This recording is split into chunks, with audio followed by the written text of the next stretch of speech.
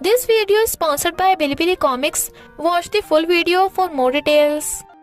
अगर आपको मेरी वीडियोस अच्छी लगती हैं तो लाइक और शेयर करना और हाँ कमेंट कर ज़रूर बताना और ऐसी ही नई नई लेटेस्ट वीडियोस देखने के लिए हमारे चैनल को सब्सक्राइब भी कर देना।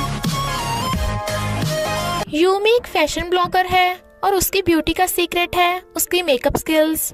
दूसरी तरफ हम जेंग्यू को देखते हैं जो कॉलेज का बॉटनी प्रोफेसर है। सिंगल हैंडसम होने की वजह से गर्ल्स उसे हमेशा प्रपोज करती रहती हैं और वो उन्हें रिजेक्ट क्योंकि गर्ल्स से ज्यादा उसके लिए प्लांट्स इंपॉर्टेंट है। यूमी को लिपस्टिक की एड शूट के लिए एक लड़के को पटाना था। वो जाती है तो वहाँ जेंग्यू को देख हैरान, पर फिर एड शूट के लिए उसे अपनी लिपस्टिक से पटाने लगती है। बट तभी प्लांट की शेल्फ गिर जाती है और वो भी गिर गई थी तो सॉरी बोलती है। जेंग्यू अपना हाथ आगे करता है, उसे लगा वो उसकी हेल्प करेगा बट वो तो उसे अपना कार्ड वापस ले लेता है। यूमी सॉरी बोल के हेल्प करने लगी थी और कहती है मैं लॉस पे कर दूंगी, क्या तुम आज लंच के लिए फ्री हो? बट वो कहता है कौन हो तुम, मैं तुम्हें नहीं जानता, यहाँ स्टूपिड्स के लिए जगह नहीं है। तो यूमी चली जाती है। जिंगशी जो यूमी का बॉस है, एक लड़की उसके पीछे पड़ी थी तो वो उसकी स्टेप मॉम बन के जिंगशी को बचा लेती है। गांव से यूमी के पेरेंट्स उसे कॉल कर ब्लाइंड डेट पे जाने को बोल रहे थे शादी करने के लिए, बट वो कहती है मेरा ऑलरेडी बॉयफ्रेंड है। मॉम डैड उसे बॉयफ्रेंड से मिलवाने को कहते हैं तो वो फोन काट देती है। पास्ट में हम देखते हैं कॉलेज में यूमी ने जेंग्यू को लव लेटर देके उसे मिलने बुलाया था और वो पूरी रात बारिश में उसका वेट करती रही, बट वो नहीं आया और अपने फ्रेंड से बोल रहा था कि मैं ऐसे स्टूपिड गर्ल से दूर रहता हूँ। तो यूमी बहुत रोती है और फिर डिसाइड करती है वो जेंग्यू को सबक सिखाएगी। वही लड़की जिंगशी की इंसल्ट करके चली जाती है।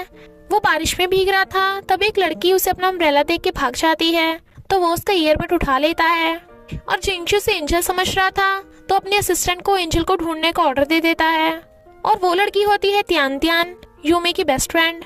त्यान त्यान यूमी को आइडिया देती है तो जेंग्यू को पास्ट के बारे में बिना कुछ बताए उसे सिड्यूस करना ताकि उसे तो उससे लव हो जाए।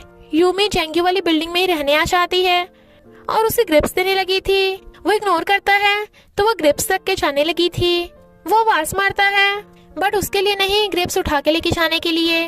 नेक्स्ट डे वो उसके रूम के बाहर बैठी रो रही थी।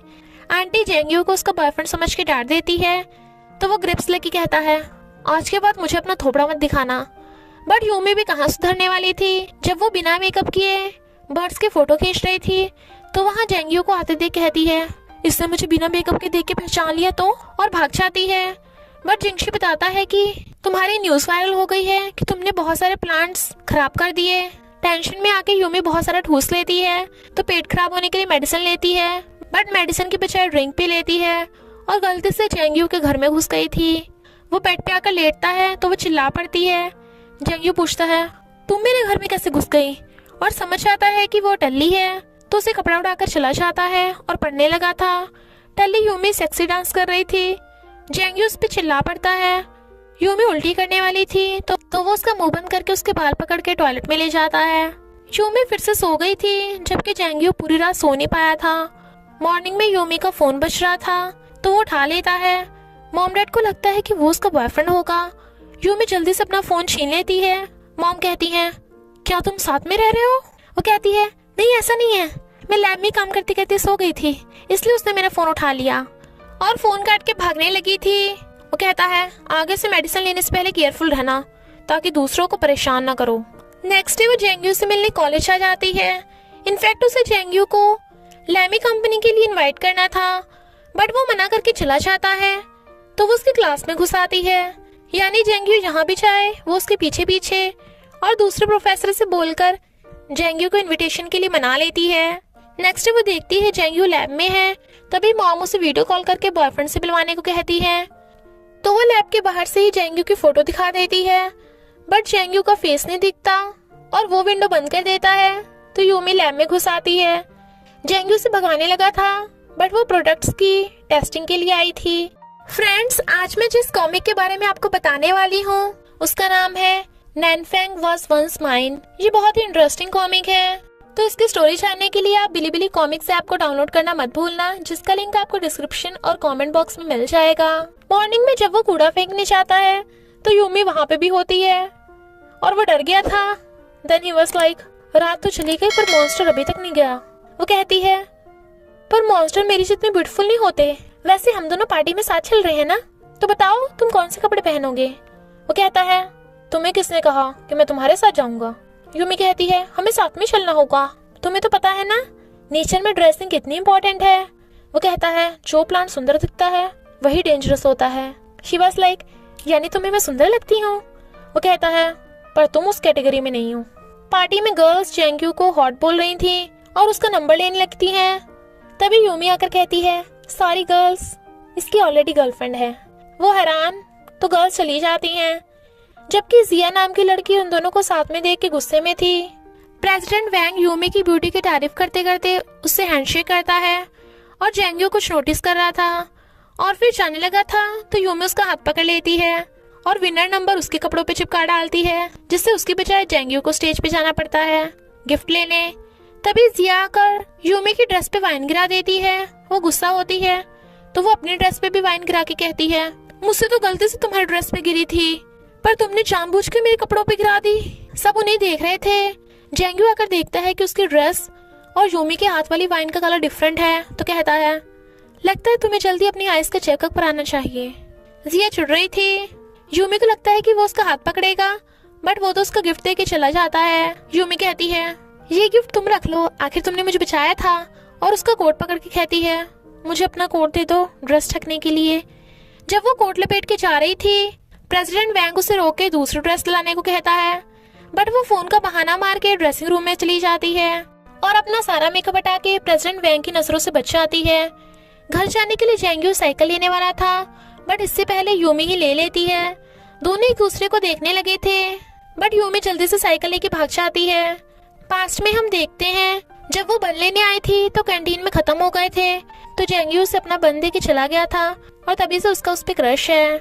जिंगशी यूमी को बताता है कि तुम्हें लैमी ब्रांड का ऑफर आया है, तो यूमी वहाँ जाती है, पर वहाँ पे प्रेसिडेंट वैंग उसका हाथ टच करने की कोशिश करता है, बट यूमी भी उसके इरादे समझ रही थी और लाइव स्ट्रीम करने को कहती है, तो प्रेसिडेंट वैंग भाग जाता है। जेंग्यू यूमी को क्लास में ढूंढ रहा था, बट उसे नोट मिलता है आज मैं क्लास में नहीं आऊंगी तो मुझे मिस मत करना, तो वो नोट पॉकेट में रख लेता है। इंस्टा पे एक प्लांट की फोटो देख जेंग्यू से लोकेशन पूछता है, बट वो उसे मिलने बुलाती है, पर उसे ये नहीं पता कि वो यूमी है। प्रेसिडेंट वैंग यूमी को वहाँ बैठे देख लेता है और उसे टच करने की कोशिश करता है। यूमी बहाना मार के जाने लगी थी, तो वो कहता है तुम्हें लगता है तुझ जैसी लड़की को मैंने फालतू में लैमी ब्रांड का ऑफर दिया, मेरी फ्रेंड तो बनना ही पड़ेगा। यूमी मना करके जाने लगती है, तो वो उसका हाथ पकड़ लेता है और वो छुड़ाने को बोल रही थी, तभी जेंग्यू आकर उसका हाथ छुड़ाता है।